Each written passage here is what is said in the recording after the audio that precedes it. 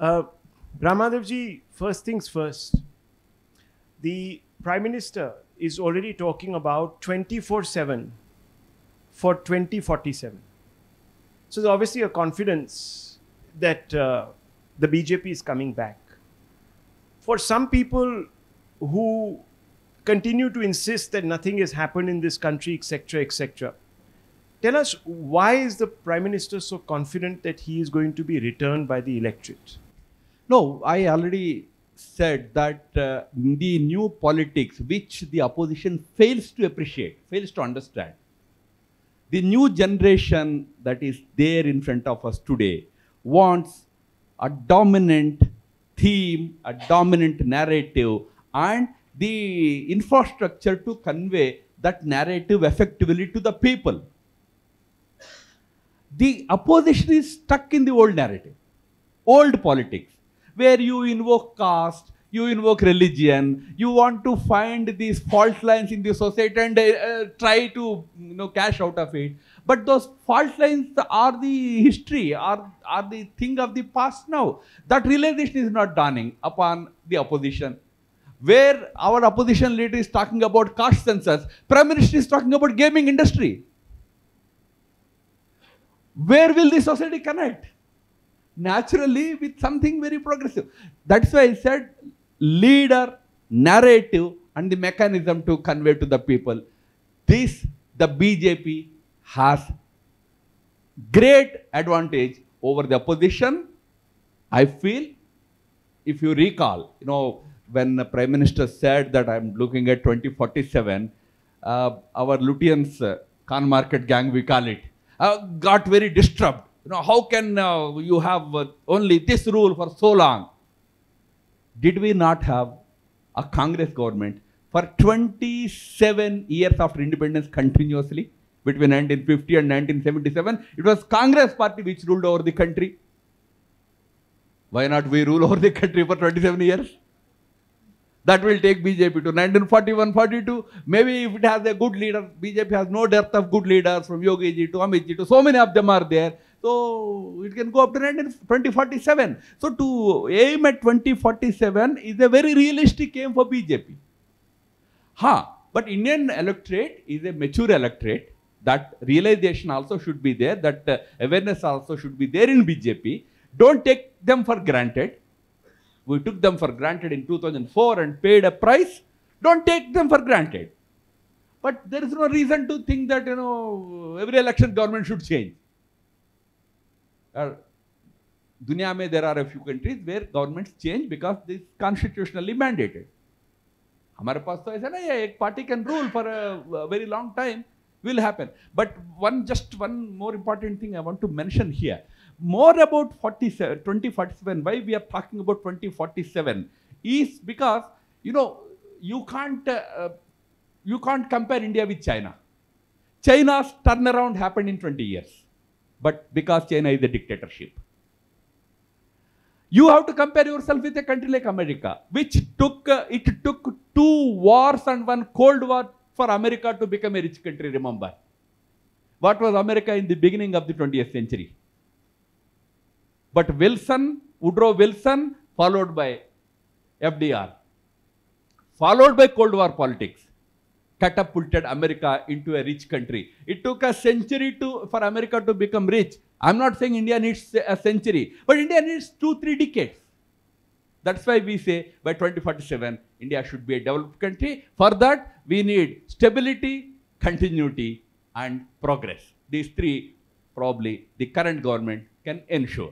So you talk about a dominant kind of leader, dominant idea. So a lot of people are saying that today the playing field is not level. That this domination has meant that the opposition is not able to compete with the BJP either in financial resources because of instrumentalities that were brought in, like the law that was struck down, the bonds that were struck down, the EBs. Secondly, you have the ED that is going after all these leaders from the opposition, etc. And then you also have another extremely pernicious trend where people who are tainted are brought into the party, and there is some truth to this. The cases do go cold. So you are completely destroying the edifice of our democracy. How do you respond to So those Rahul factors? is in 9 o'clock avatar.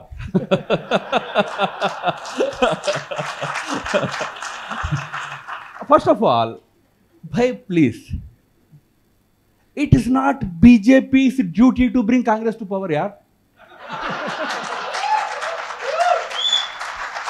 Level, what is this level playing field? Is it Modi ji's responsibility to give wisdom to the leader of opposition where it doesn't exist? How can he do that? But you have to have your own ability to rise. So this whole argument that there is no level playing field, there is no such thing called level playing field given by the other side. You have to clear your field and rise. So firstly, this argument makes no sense that the BJP is not giving a level playing field. In politics, nobody gives. Power is not a charity. You have to fight and get it. Yeah, you can't fight. If you can't fight and you blame Modi ji that you are not giving me space, it's not going to be given by anybody.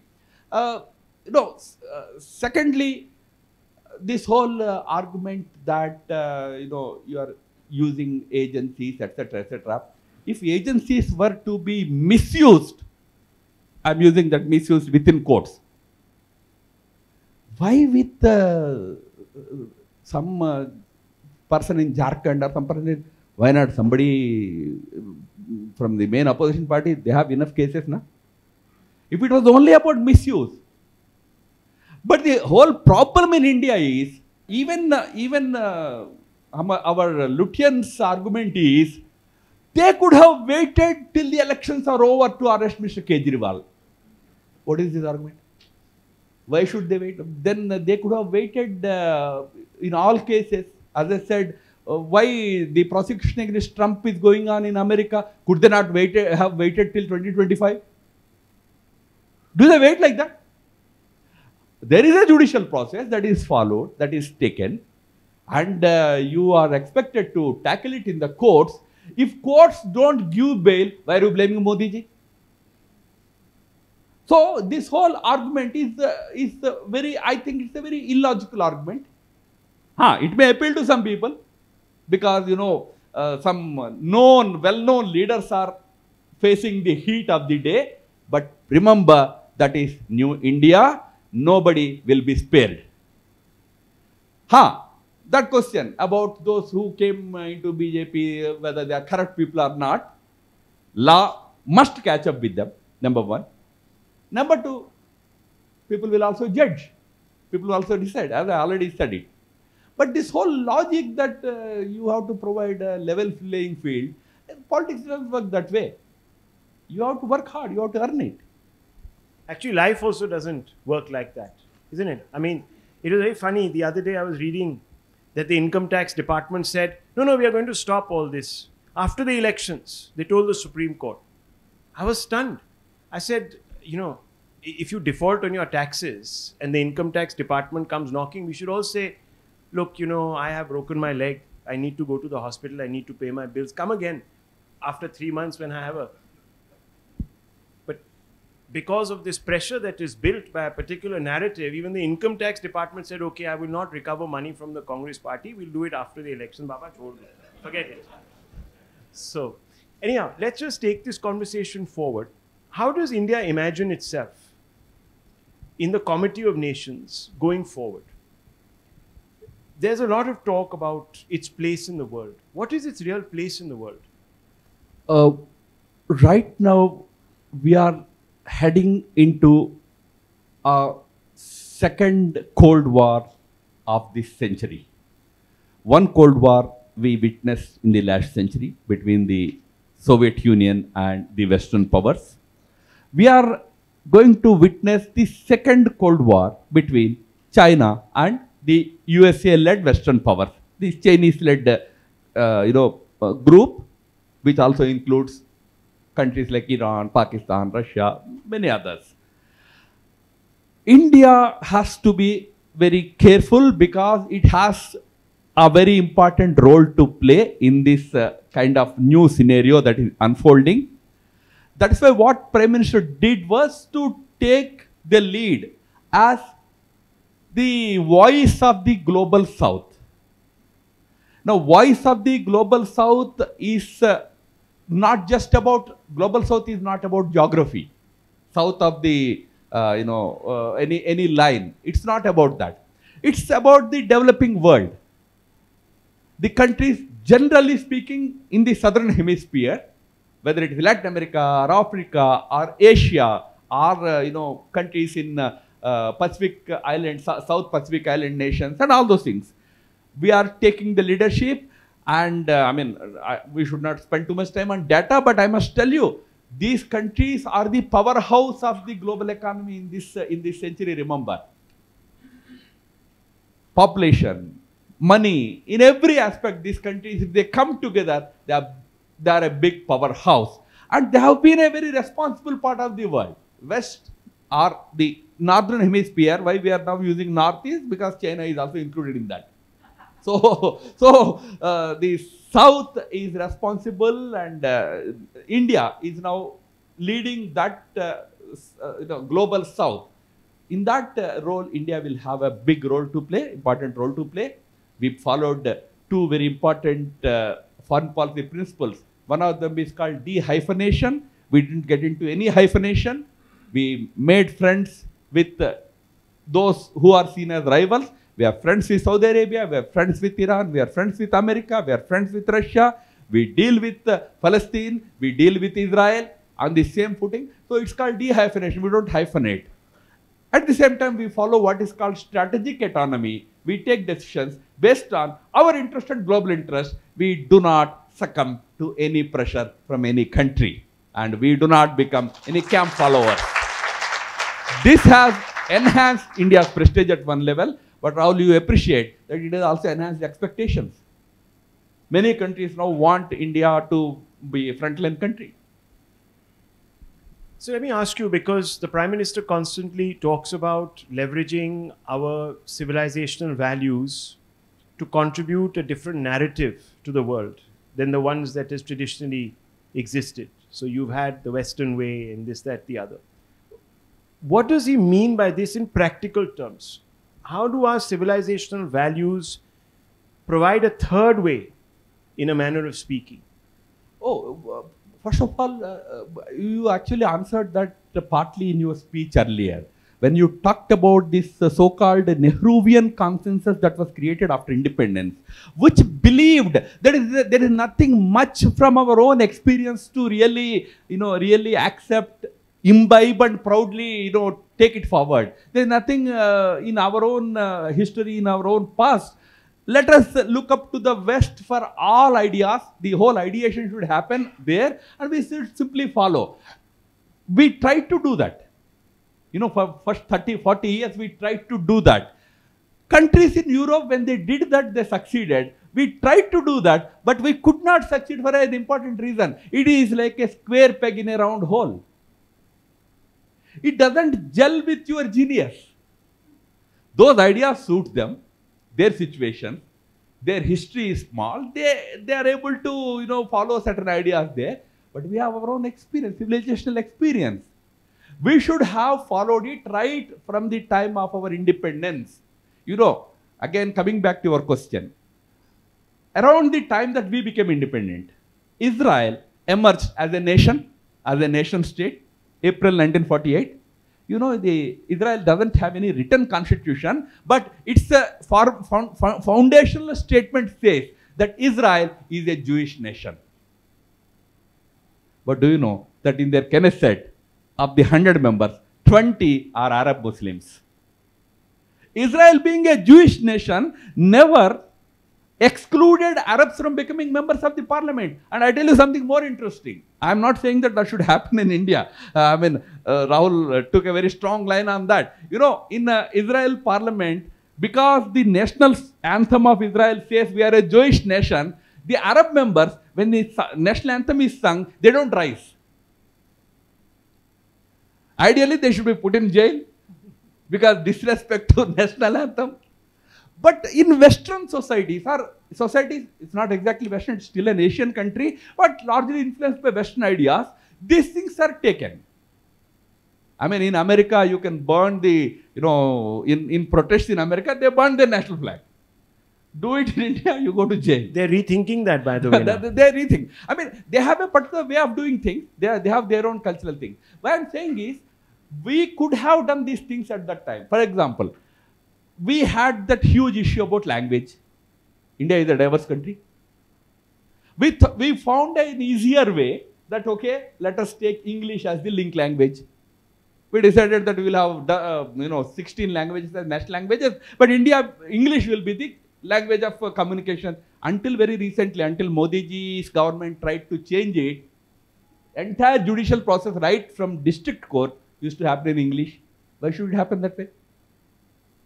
We thought that no, we can't give any place of primacy to our own languages also. The whole mindset, that colonial kind of thing. That is what we are changing today. We are saying that you have so much wisdom in your society, in your culture, in your religion. Why don't you use it for creating a better country, better Bharat? Then you will be respected. Today you listen to any speech of Xi Jinping. At least once he will quote Confucius. Confucius तो आज से 3000 साल पहले का बंदा है. As Rahul said, if in India you quote from Ramayana, you are communal. Who gave this definition? That whole European kind of secular mindset that we imbibed, that created this confusion.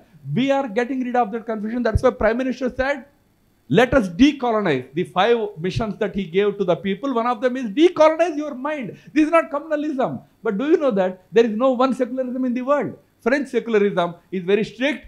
State cannot have anything to do with religion. That is French secularism. But as he pointed out in his book, in Britain, Anglican Church, the queen or king must be an Anglican. Nobody else can become king or queen. That is also secularism. In America, president takes oath by placing his hand on Bible. Remember, in India we place our hand only on the Constitution. But in America, this most secular country, they place their hand on Bible and take oath. And when a bishop is standing there, हम एक single लेके गए, हमारा secularism खतरे में पड़ गया. Because we didn't realize that these are all ideas, half-baked ideas. We did not really understand them. We have a better secular idea in our country. So that is what Prime Minister means, to look for wisdom. Whatever you have in your country, bring it back. But where you have to learn from the West, learn it. There is no rejection of it. That Gandhiji's famous statement, that let my doors and windows always be open so that the breeze comes from all sides. I should not be swept off. I should stand on my own feet, but let breeze come all sides. That is Indian essence. That is the spirit of India. That's what the Prime Minister is trying to bring back. So I want to ask you, because the Prime Minister has recently said, and I hate to second guess the voters, but when he comes back, he's going to do a lot more.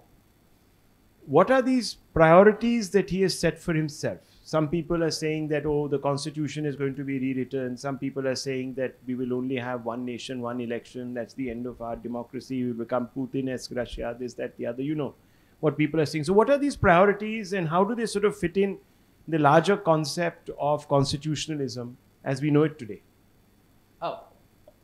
Firstly, you have been following Prime Minister. You have interacted with him in the past. Could you second guess him at all? No, that's what exactly. He plans. Could you guess? You know, there Arun Puruji said, you are now actually thinking about 2029. He said, you don't understand me. I'm thinking about 2047. At the India Today conference. You know, you all know. I mean, Prime Minister is a very creative person. He has that very foresighted approach. And he's not someone who goes ad hoc. Like, you know, I do this today, it benefits, do this tomorrow if it benefits. No, he doesn't actually bother about whether it is politically risky or not risky. He is ready to take most difficult decisions. You know, sometimes they call it unpopular decisions. Yet he has that, that ability in him to turn them and present them as most accepted decisions. So what all he has got up his sleeves, nobody can really second guess them. Having said it, I would say that it is singularly about making India a Vikasit Bharat in 2047. That's going to be the singular objective of his all the programs in the next 15 to 20 years. However long he would be serving and afterwards his successors would be serving, the target would be 2047. India should stand as a Vikasit Bharat. Indians by very temperament are not, we don't have that long time vision. We are ad hocists. We are romantic people. So we revel in slogans. So earlier, that's why leaders used to find it easy to give a slogan and sway you. Garibi hatao. So एक पूरा generation note कर दिया. गरीबी तो उनका हटा, किसी का नहीं हटा. They have become very rich. So that nature Indians have, but the Indians have to start. He is trying to tell Indians that no, you have to think long term. The emphasis on innovation. Not the time to discuss about all these things, but I am saying you know where we stand in terms of our innovation. Very, very, very backward. Although we have Innovate India, Startup India, Prime Minister is pushing hard, but we have miles to go. So Prime Minister will now push on all these fronts. Having started that whole issue of Make in India. Earlier it used to be Make for India. For other countries, China, America, Europe, they used to make for India because India has a big market. 600 million middle class. So make for India. Prime Minister, make in India. Now Prime Minister is saying, no, make in India for the world. Make for the world, but make in India. So trajectory is that India's future should be different from what it has been all this while. So we will see it happening in many different ways in the coming years and decades. But linking it to constitution is, I think, in my personal view, unwarranted. Where certain changes are required, we can always change. Indian constitution gives you that permission. But to say that if you have 400, you will dump this constitution and bring another constitution, I don't think that is going to be the main agenda. Where amendments are needed, constitution always allows for amendments. We should Ambedkar himself said in 1953 in the parliament that if I one day find this constitution to be useless, I will be the first person to burn it down. This was Ambedkar in 1953. But this constitution has done so much good to us in last 75 years. We have enjoyed the fruits of that constitution. Where amendments needed, we did it. There can be, whenever necessary, there can be debate over it. But I think that need not be the central issue of next 5 years or 10 years. A natural ally, America. Sometimes I get this feeling that America wants to sort of see us as a middling power. Beyond that, it becomes a problem for them also. And obviously, we have an antagonistic relationship at some levels with China. How is all this going to play out? Crystal gaze to 2047. Oh yes, see, neighborhood is very important, but we must remember that there are no free lunches. We have to work hard and cultivate our relations with all our neighbors. Unfortunately, we have a competition in our neighborhood, we must remember. We have China also as an important power in the region. China and India, our paths cross very badly in the Indian Ocean neighborhood. Both compete for influence in the same region. So there is bound to be competition. Our challenge is that in that competition, we are always one step ahead of the other northern neighbor. But at the same time, we also have to ensure that this competition would not become a conflict. Because conflict is not in the interest of anybody. So it is going to be a tightrope walk for us when it comes to our immediate neighborhood and extended neighborhood. Having said it, India understands the importance of its neighborhood and its real playground, that is the Indian Ocean neighborhood. That's why we are investing heavily on our blue water activity. When I say blue water activity, both naval and also civilian shipping activity. You know, not a time to attack the government again, past governments again and again. But let me tell you, in 70 years, complete neglect about this whole area of blue water economy. While India's 95% foreign trade happens through oceans. 95%. Completely neglected. We don't make big ships in India. We don't make containers. Ship to chalo, nahi banate. Container bhi nahi banate. We can't make big vessels. Now, of course, Prime Minister's big push has encouraged some of our shipyards to build certain maritime vessels. But you know what is our maritime vessel strength today? I mean, this should not be very publicly discussed, but I am generally sharing. Less than 150. Prime Minister's target is at least 200 we should have. It's such a big ocean we have to man. With that limited power also, we are doing wonderful work in, Somalia, pirates area and everywhere. But our US has 400 vessels. China has 500 vessels. We are a big country. We need that strength to be. So we are focusing on that. So that is the way we are looking at. India has to now change its priorities. It cannot be just a laggard behind Europe or some other countries. They are good countries. They are friends. But no, India has to stand on its own feet. That will be the direction. Acha, may I ask you also, because it's supposed to be a conversation.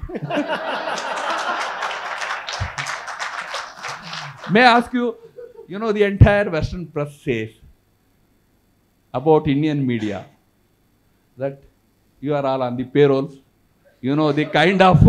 The kind of cartoons that we see in Western media. You know what is the kind of propaganda. How do you feel when you say that Indian media has completely surrendered before the government? You are more bhakt than even party bhakt and all. I mean, you must be facing it personally also, this kind of propaganda.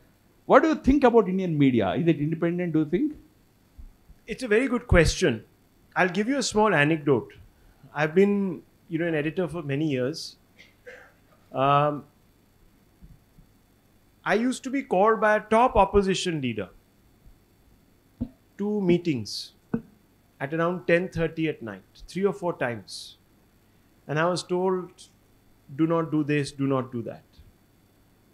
Now, let me tell you that all governments, anywhere in the world, look to control the narrative. They're in the business of winning elections. And it depends on the lines that you set for yourself.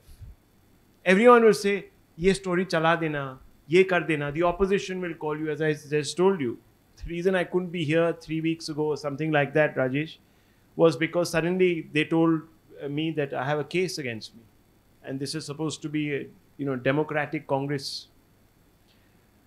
So I think that, there is unfortunately a problem, and the problem is that there was a whole. Now I'll talk about a relative of mine who's a leading national journalist called Karan Thapar. Now I respect him. He's ideologically has a particular view. He doesn't take it because he is, at least not to my knowledge, given money by Sonia Gandhi to say what he's saying. He believes it. He believes that I have a problem with the BJP and its point of view. I have a problem with the way the Congress governed us. I mean, I think I should. Just because the data tells you there was something very wrong. What is the natural resource that India lacks?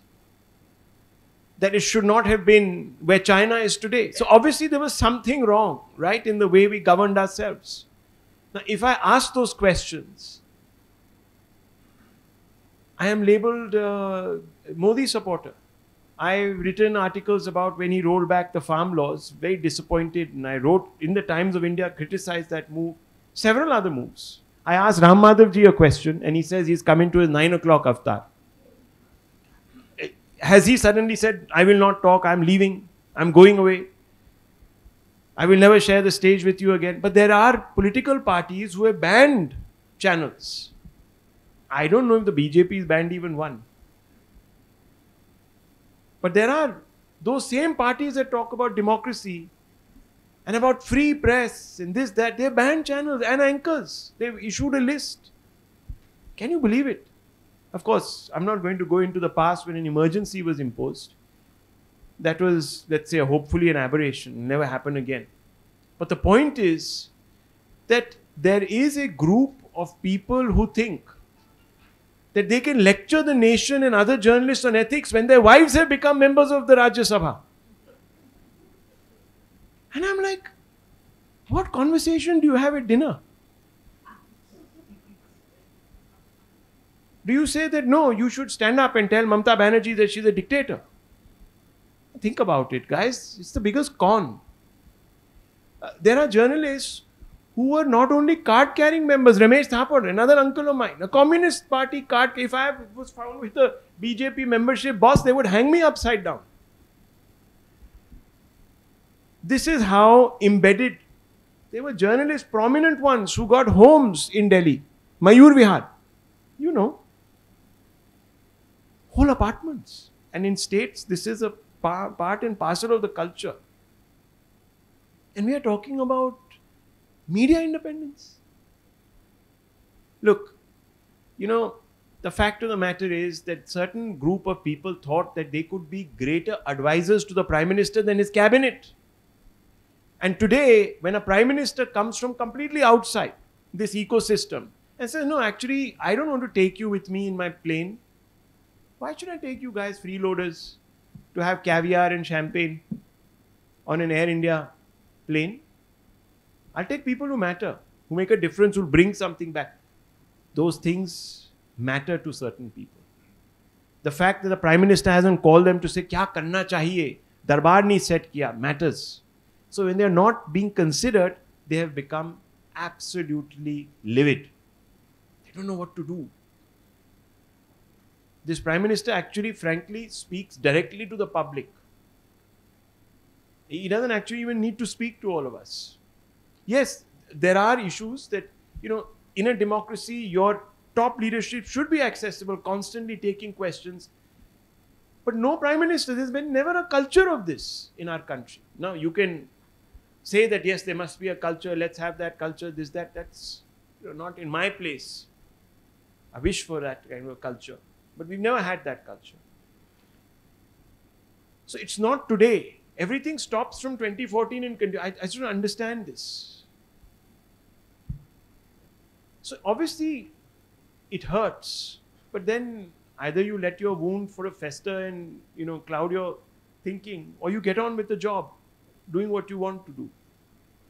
I mean, in my book, I have even, in my conclusion, and I think Ram Madhav ji has even perhaps read the book, I have very clearly said that, look, we cannot outsource communal activities to auxiliary organizations.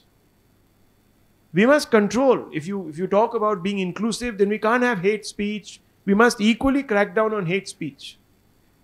If you were to read this book, it's a very balanced account. Some people have liked it, some people have not liked it. Both the BJP and the Congress have attacked me. So it must be something decent in that book that I'm getting it from left and right.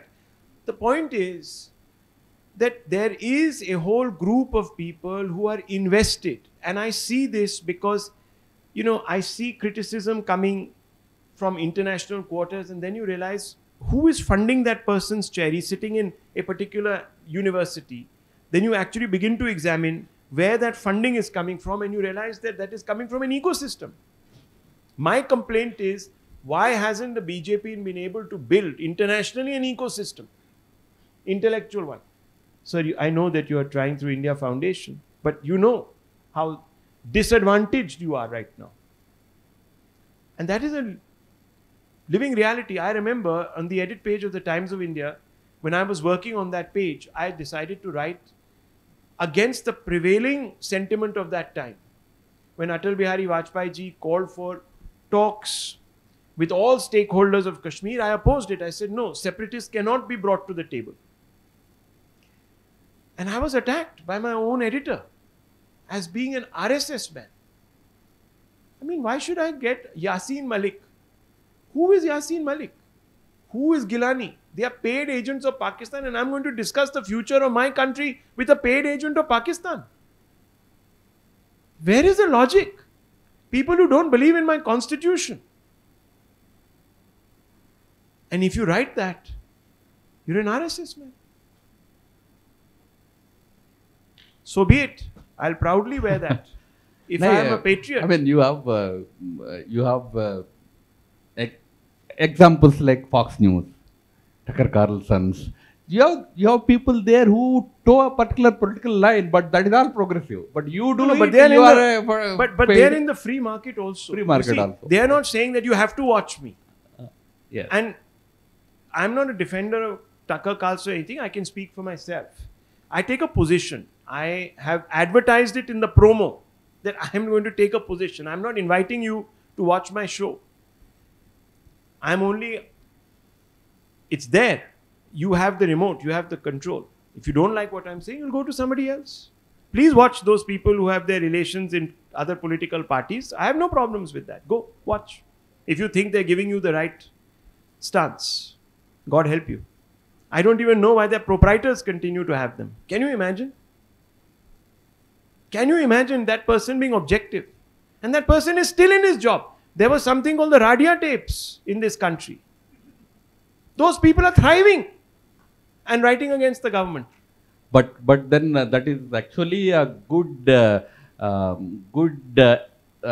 proof, good evidence that true media freedom exists in India, and there is no overreach of ED or NIA or any other organizations. I mean, you mentioned about Mr. Karan Thapar or the Wire, those who fund the Wire from Bengaluru and elsewhere. Nobody is harassed, na? So real freedom exists in our country. I mean, that freedom should also be available to Rahul and others. That's what we are saying. Okay. Thank you, I think, on that note.